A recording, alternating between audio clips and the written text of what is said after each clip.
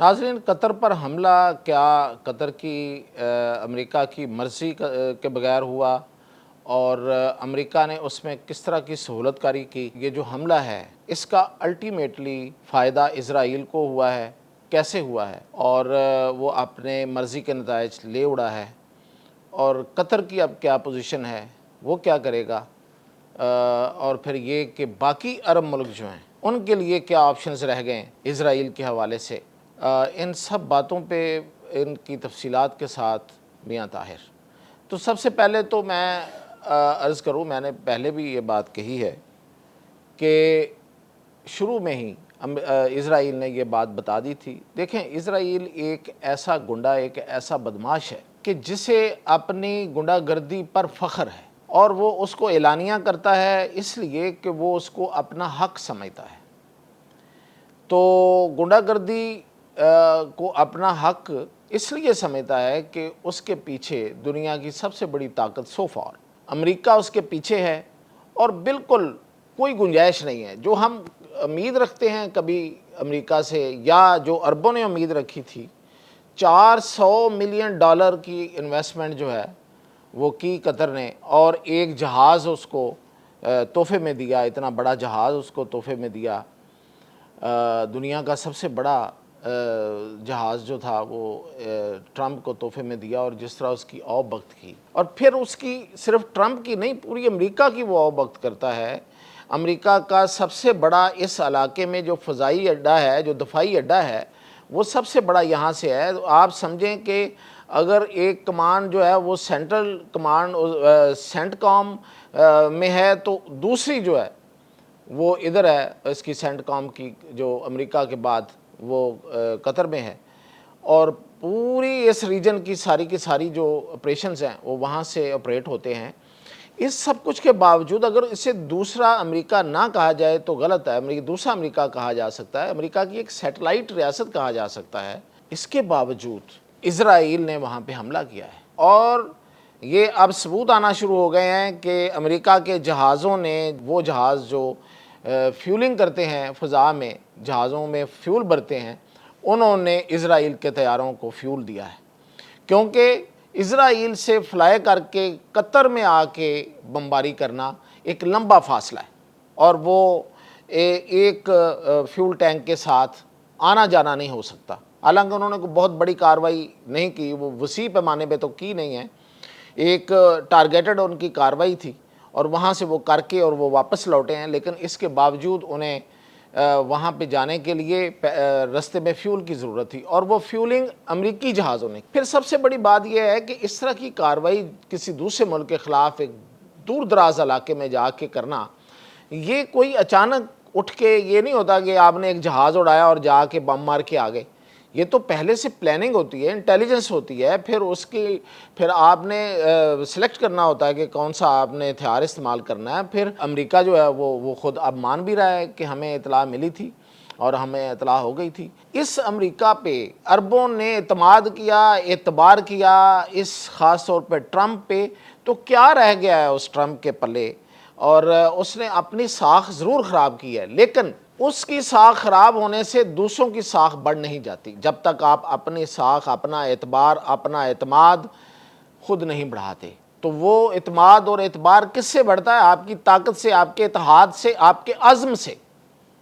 عزم کوئی نہیں ہے، عزم ایک ہی ہے کہ نیچے لگ کے رہنا ہے، اسرائیل کو تسلیم کر کے رہنا ہے، اسرائیل جو کرے اس پہ آمین کہنا ہے، اور اف تک نہیں کرنی۔ تو جب یہ ہوگا تو پھر اسرائیل تو آتے جاتے چپت مارے گا گردن پہ، آتے جاتے کرے گا۔ اب اس نے یہ شروع کر دیا ہے۔ دیکھیں، 7 اکتوبر 2023 کے بعد سو کالڈ حماس کا حملہ، مجھے تو بہت سے شکوک ہیں اس پہ، اس کے بعد سے اب تک اسرائیل نے پہلے لیبنان پہ بمباری کی، لیبنان کو نیوٹرلائز کیا، صفایا کیا اس کے بعد وہ پھر یمن پہ لگا رہا، اور پھر وہ شام پہ اس نے کیا، پھر ایران پہ کیا، اب پھر پچھلے دنوں جو نئی حکومت آئی ہے شام میں اس پہ کیا، اور اس کے 6 جو جگہیں ہیں، جو بڑے شہر ہیں، اس میں جو اسلحہ کے ڈپو تھے ان پہ حملہ کیا۔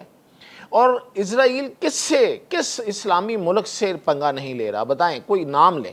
کس سے وہ پنگا نہیں لے رہا. ترکی تک کے ساتھ تو اس نے پھڈا کیا ہوا ہے, کیونکہ شام میں جو حکومت ہے وہ بیسیکلی تو ترکی کی حکومت ہے, ترک بیکڈ ہے. ٹھیک ہے, اس میں تھوڑا حصہ ڈالا ہے سعودی عرب نے بھی, اس لیے کہ وہ ان کا یہ خیال ہے کہ ان کا یہ ہمسایہ اور عرب ملک ہے.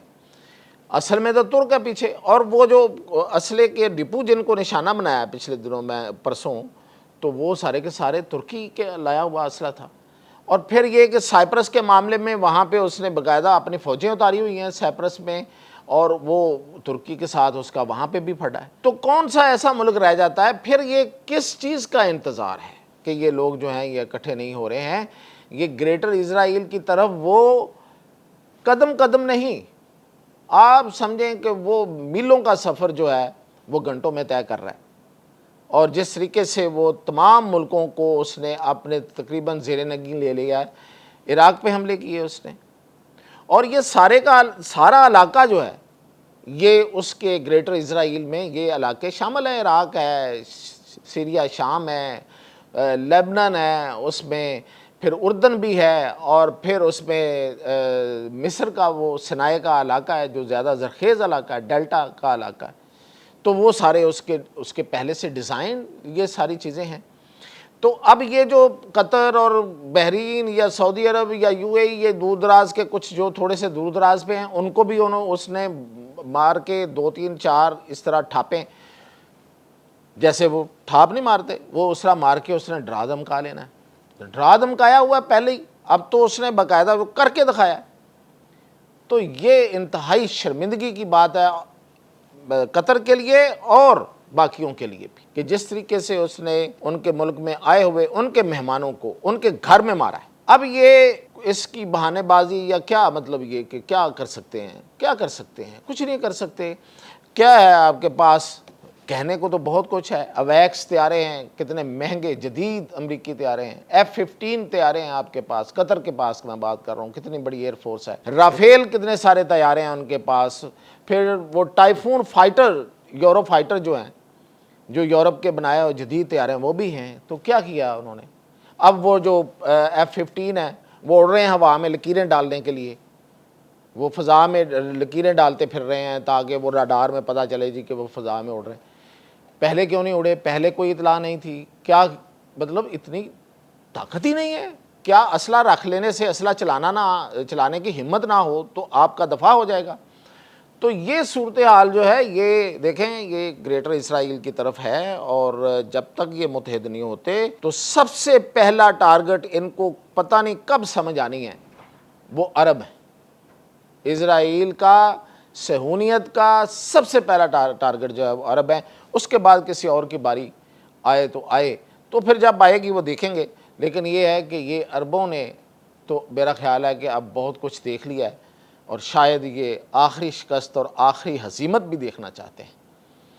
تو یہ صورتحال اگر اسی طرح رہتی ہے, اب دیکھیں اس نے مذاکرات کو سیبوٹیج کر دیا, ختم کر دیا اس نے, کیونکہ اسے پتا تھا کہ اس طرح کی حرکت کرے گا تو قطر ہے وہ پیچھے ہٹ جائے گا, وہ کہے گا جی میں مذاکرات نہیں کرتا. تو وہ تو یہی چاہتا ہے, کوئی مذاکرات نہیں چاہتا, اور وہ ون سائیڈلی اس پہ قبضہ کرنا چاہتا ہے غزہ پہ. اور جس طریقے سے اس نے 7 اکتوبر 2023 سے جو ڈرامہ اس نے رچایا ہوا ہے, میں اس کو ڈرامہ کہتا ہوں, میں اس کو نہیں مانتا کوئی جہاد اور کچھ بھی دوسری سائڈ سے. اگر کوئی ہوتا تو وہ آج تک کوئی نہ کوئی اس کی کوئی کامیابی ہوتی, سوائے غزہ کے اور فلسطینیوں کے قتل عام کے اور غزہ پہ قبضے کے کیا ہوا ہے؟ وہ کون سا جہاد ہے؟ وہ کون سی تنظیم ہے کہ جس نے پورا موقع دیا ہے اس کو پوری طرح قابض ہونے کا؟ تو یہ سارے کا سارا ڈرامہ تھا, اور اس ڈرامے کو رچا کے اور ان سب عربوں کی سامنے اس نے یہ تماشا کیا ہے, اور وہ اپنے مقاصد پورے کر رہا ہے. مزید اپڈیٹ کے ساتھ حاضر.